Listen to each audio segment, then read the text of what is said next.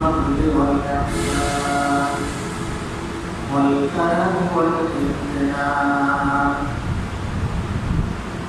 والصلاة والسلام على سيد الأنام وعلى آله وأصحابه الذين اتبعوه بإحسان أما بعد فأعوذ بالله من الشيطان الرجيم بسم الله الرحمن الرحيم نون والقلم وما يسطرون ما أنت بنعمة ربك بمجنون وإن لك لأجرا غير ممنون وإنك لعلى خلق عظيم صدق الله المولانا العظيم وقال تعالى في شان حبيبه آمنا ومخبرا إن الله وملائكته يصلون على النبي يا أيها الذين آمنوا صلوا عليه وسلموا تسليما اللهم صل على سيدنا مولانا محمد وعلى آل سيدنا مولانا محمد ابن مريم بشارة ابن يعتني دعاء المكوسة إذا جني شجعات مكيزي يا اللهم صل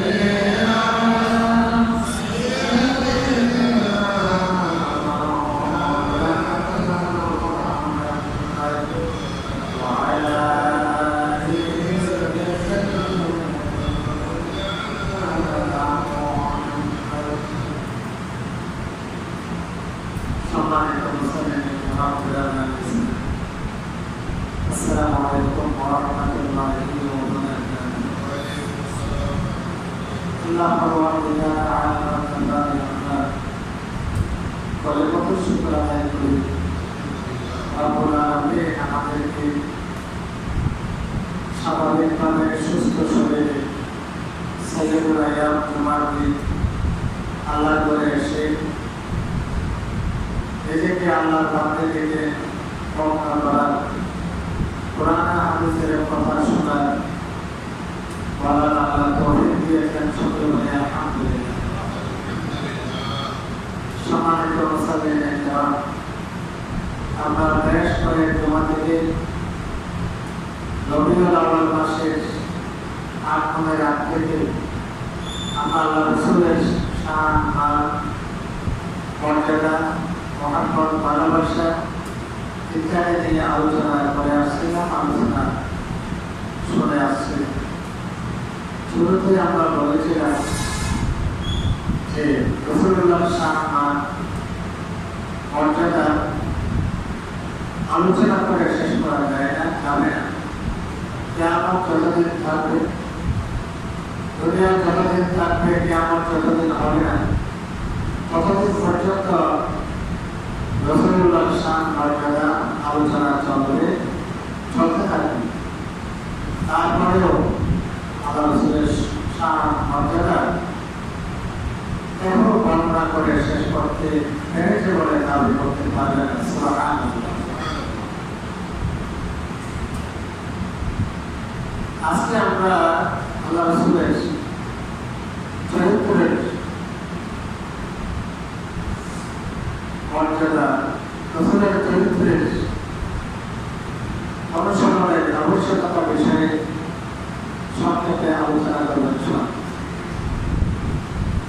আল্লাহ রাব্বুল আলামিন আল্লাহ রাসূলের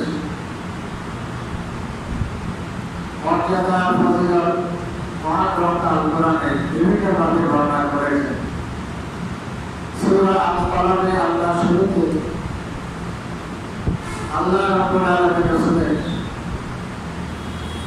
মর্যাদা সম্মান মর্যাদা করতে গিয়ে বলে নূন ওয়াল কলমে ওয়া মা ইয়াসতুরুন। নূন এবং কলমের শপথ, কলম যা লেখে তা শুনুন।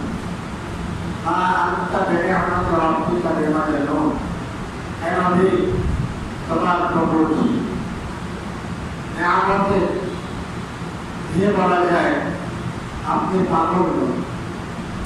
আল্লাহর পক্ষ থেকে আপনার উপর রেসালাতের নিয়ামত এসেছে।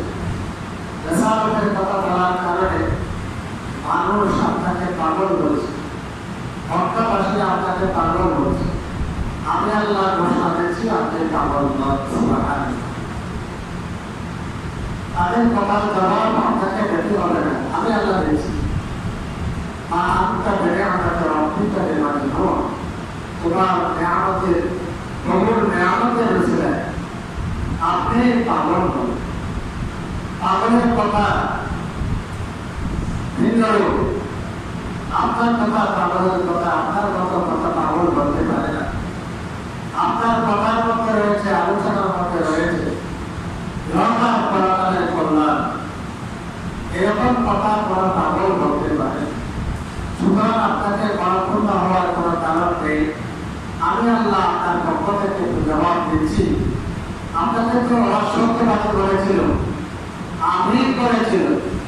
আমার কথা বলার কারণে আপনাকে বিভিন্নভাবে জাদুঘর বলছে, পাগল বলছে, গণক বলছে। সে কথাগুলোর জবাব আমি আল্লাহ দিচ্ছি।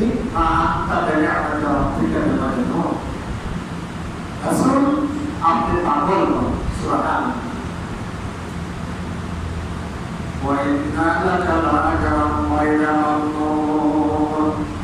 আপনার এই কাজের জন্য অনন্ত প্রতিদান আমার কাছে রয়েছে। পাগলের পাগলামের জন্য তো কোনো প্রতিদান নেই, কিন্তু আমি আল্লাহ প্রশ্ন করছি আপনি রেসালাতের দিনে একটা পালন করতে গিয়ে অর্থাৎ বিভিন্ন লোককে বিভিন্ন রকমের অশুভ আচরণের মুখোমুখি হচ্ছে, অপরাধে অপমানিত হচ্ছে। এই সমস্ত কাজের জন্য আমার আল্লাহর কাছে আমার কাছে অশেষ অনন্ত প্রতিদান রয়েছে। আলহামদুলিল্লাহ। এরপরে আল্লাহ বলছেন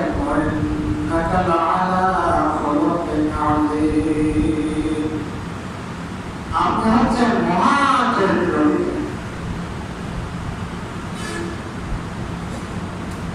আপনি মহান চরিত্র, আপনি আসিনের ঘুরে ডুবান্বিত। আপনার চরিত্রের উপর আর কোনো চরিত্র নেই। আপনি মহান চরিত্র দিলেন।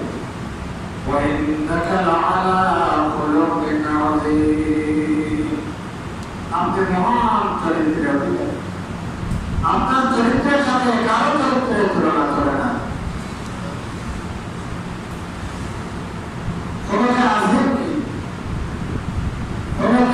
হাসান, হলকে কারীম, হলকে আযীম, তিন ধরনের চরিত্র রয়েছে।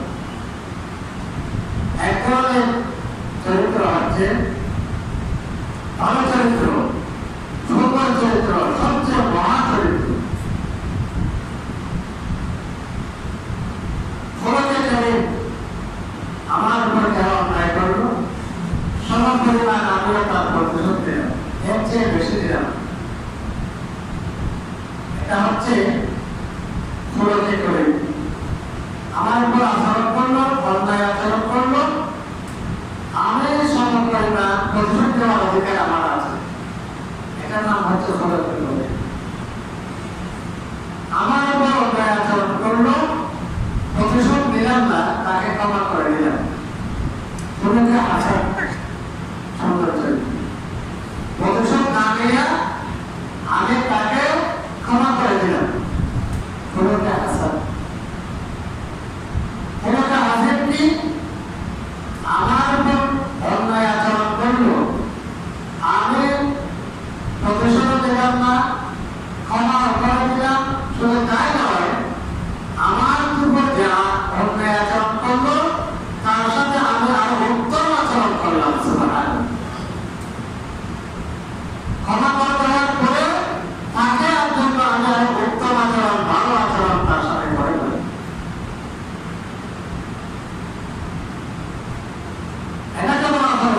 আযীম।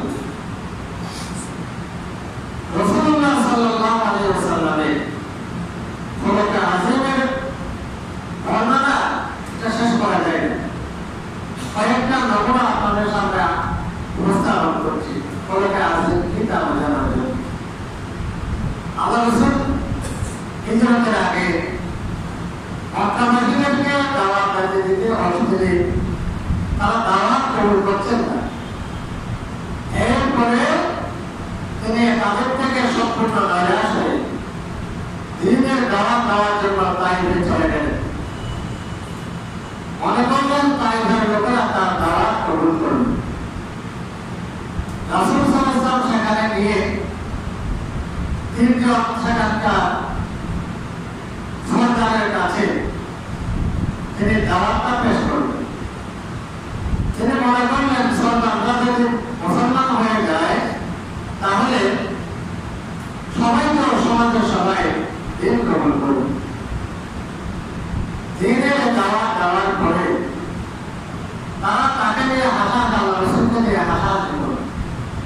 তায়ের যারা আল্লাহর ঘরটা জিয়ারত করতে যারা গিয়েছেন, যাদের সুযোগ হয়েছে তাইফে যাওয়ার তারা গিয়েছেন। অনেক সমুদ্র উঁচু বিশাল পথ পাড়ি দিয়ে যেতে হয়। এত কষ্ট করে আল্লাহ রাসূল গেলেন সেখানে। তাদেরকে তিনি দাওয়াত দেওয়ার পর তারা দাওয়াতকে প্রত্যাখ্যান করলো, বরং তাকে নিয়ে উপহাস করল। রাসূল তাদের কাছে একটা আবেদন করলেন, ঠিক আছে আপনারা আমার দাওয়াত কবুল করলেন না, ঠিক এটা লোকের সমাজে প্রচার না করে আমি একটু একা থেকে চলে যাব। সেই লোকেরা সেই কথাও না রেখে সমাজের থাকার সেখানে ছোট্ট ছোট্ট ছেলেদেরকে বলে দিল, এই পাগল গায়ক একে তোমরা পাগল মারো, সকলের নাম রাসূল তো কোনো কথাই বলে যায়। তাদের সম্পত্তির বিরুদ্ধে জায়গা সম্পত্তির নেতৃত্বের কথা বলেন নাই। তিনি বলেছেন তোমরা বলো লা ইলাহা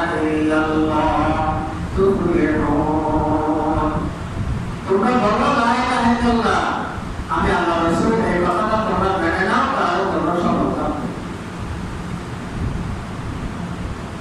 তাইফের লোকেরা তা মেনে নিল না, তো দিল না।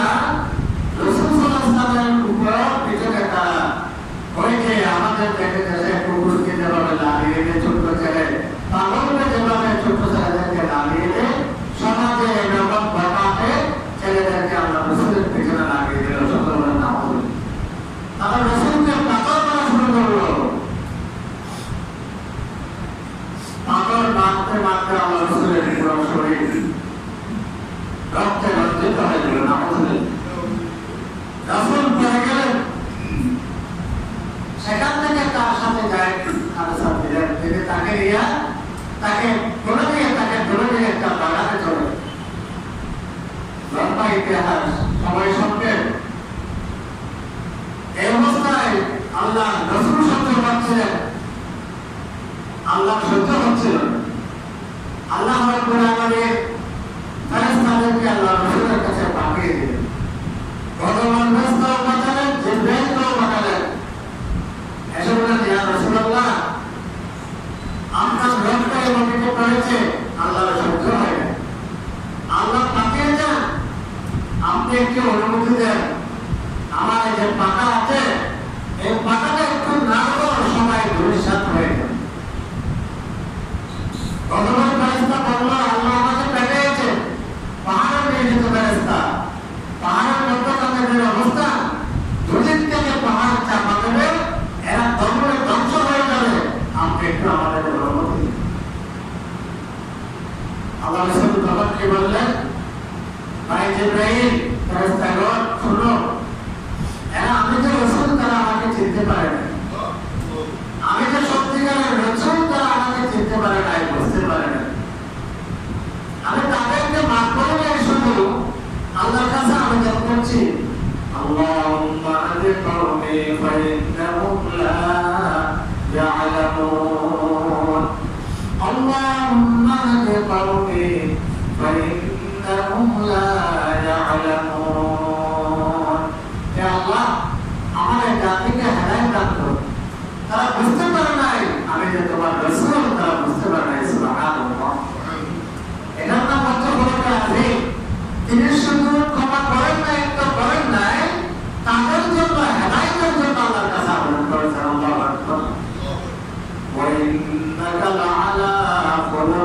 عظيم يا رسول আপনি মহান খলক আযীমের গুণে বললেন সুবহানাল্লাহ এরকম একটা দুটো ঘটনা নয় ইতিপূর্বে মক্কা বিজয়ের কথা আপনাদের বলেছেন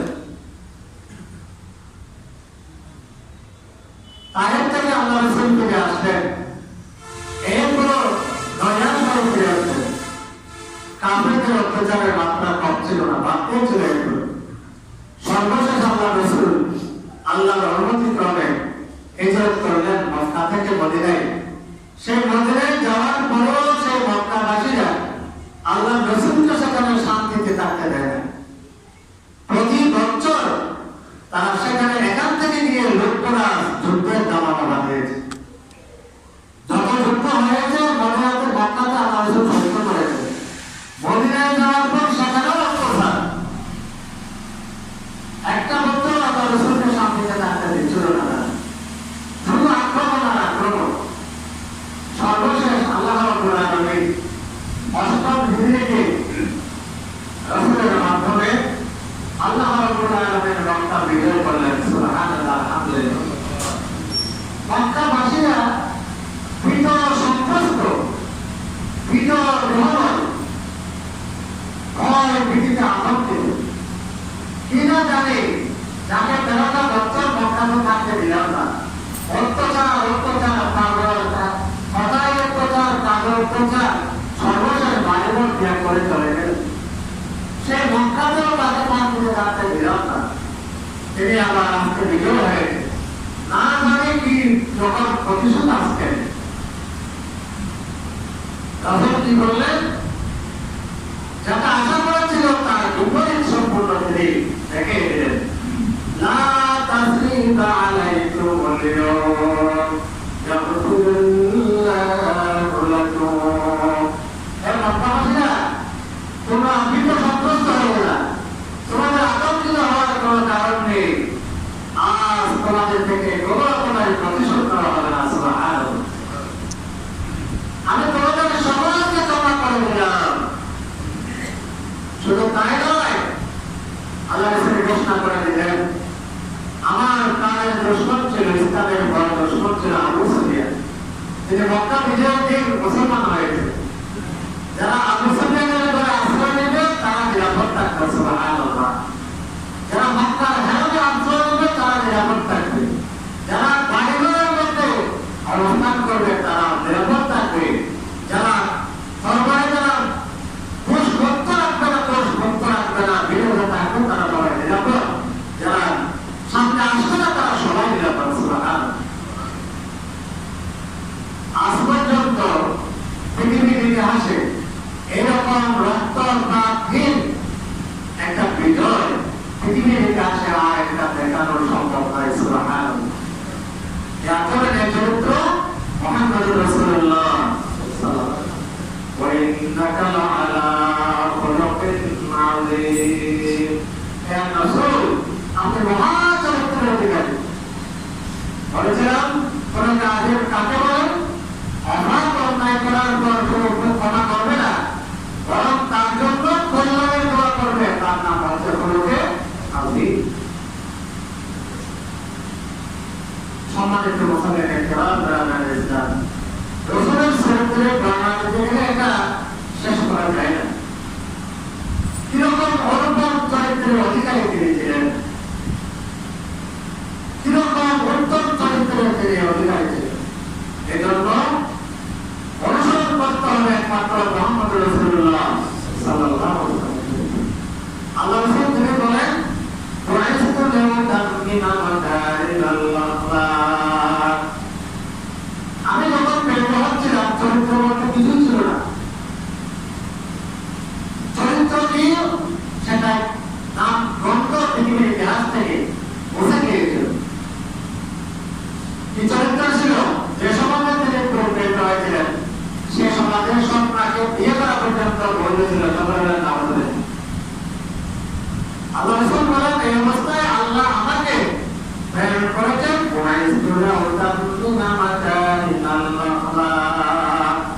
আমি অত্যন্ত চরিত্র পরিপূর্ণতা দান করার জন্য আল্লাহ আমাকে প্রেরণ করেছে সুবহানাল্লাহ মানুষ করেছে। যে সময় আল্লাহ রাসূল প্রেরিত হয়েছিলেন সে সময় অর্থের অভাব ছিল না, সে সময় পড়ালেখা শিক্ষা দীক্ষার অভাব ছিল না। মূর্খযুগ এটাকে বলা হয় অজ্ঞতার যুগ। অনেক ক্ষেত্রে না জেনে এটা বলে মূর্খতার যুগ। আর একদিক থেকে বলতে পারে মূর্খতার যুগ, শিক্ষা যদি না থাকে শিক্ষিত হয়ে তাকে মূর্খ বলা যায়, এরকম ছিল সে সমাজে। সেই সময় যে আরবি কাব্যগুলো লেখা হয়েছিল, বর্তমান যুগে যারা অতি বড় কাব্য সাহিত্যিক তাদের মধ্যেও তার যথাযথ ব্যাখ্যা করা গ্রহণীয়, যেগুলোকে বলা হয় সভা মহালাকা, দেওয়ালে হামাসা, যে এগুলো হচ্ছে ইমরান কায়েসের কবিতা। এগুলো প্রথম যে কঠিন উচ্চমানের সাহিত্য, যাদেরকে বর্তমানে সাহিত্যিক বলা হয়, এগুলো না করে কেন সাহিত্যিক হতে পারে? এত উন্নত মানের যে সেই সময়ে যে দুটো মেলা বসত, নবরস এবং মেহেরজান, সেই মেলাগুলোর কাব্য চর্চা প্রতিযোগিতা হবে। তাহলে এইগুলো এটাকে মূর্খতার যুগ, অজ্ঞতার যুগ বলার কারণ হচ্ছে একটা জিনিসের অভাব ছিল, সেটা হচ্ছে চরিত্রের অভাব ছিল। সে সময় আদর্শের অভাব ছিল, সত্যের অভাব ছিল। আর এগুলো পূরণ করার জন্য আল্লাহ রাব্বুল আলামিন মুহাম্মদ রাসূলুল্লাহ সাল্লাল্লাহু আলাইহি ওয়াসাল্লামকে প্রেরণ করেন। রাসূল নিজে বলেন,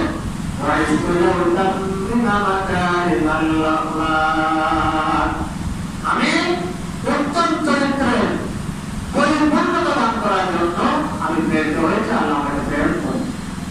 সুতরাং কেন যদি সৎ চরিত্রবান হতে চায়, উত্তম চরিত্রের অধিকারী হতে চায়, ভালো মানুষ হতে চায়, ভালো পিতা হতে চায়, আদর্শবান স্বামী হতে চায়, আদর্শবান ছেলে হতে চায়, আদর্শবান নেতা হতে চায়, আদর্শ রাষ্ট্রনায়ক হতে চায়, আদর্শ অর্থনীতিবিদ হতে চায়, তার জন্য মুহাম্মদ রাসূলুল্লাহ সাল্লাল্লাহু আলাইহি ওয়াসাল্লামের আদর্শ ছাড়া, চরিত্র ছাড়া বিকল্প কোনো চরিত্র, বিকল্প কোনো আদর্শ হতে পারে না।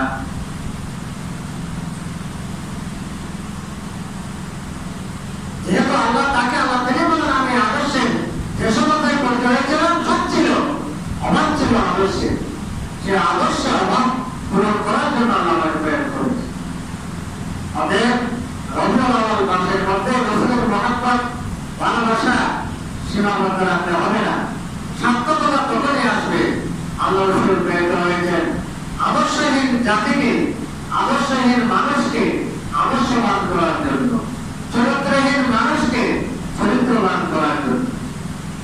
রবিউল আউয়াল মাসে আমাদেরকে রাসূলের আদর্শ সম্পর্কে জানতে হবে এবং সেই আদর্শ অনুযায়ী নিজের জীবনকে গড়তে হবে। আল্লাহ নিজে বলেন,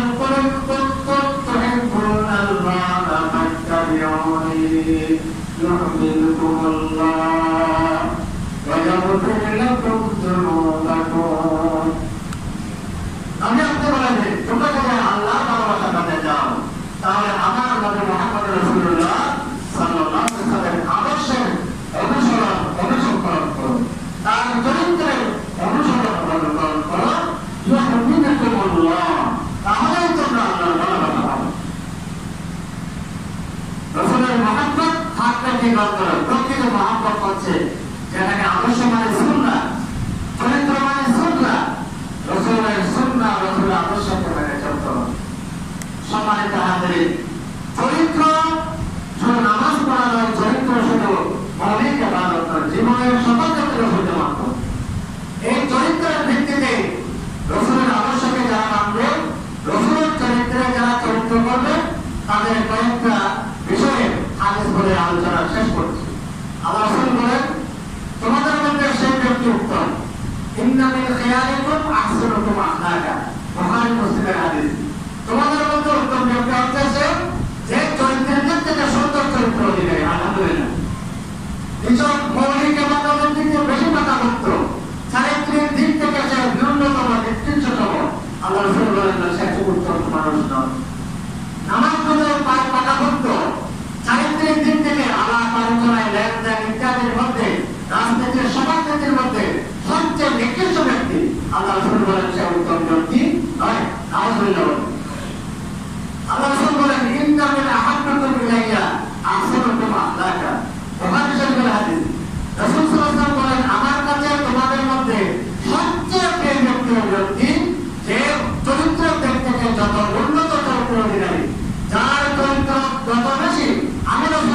চরিত্রের সাথে সাদৃশ্যপূর্ণ সেই ব্যক্তি তত বেশি আমার কাছে প্রিয়। আলহামদুলিল্লাহ, আমি রাসূলের সাথে প্রিয় হতে চাই।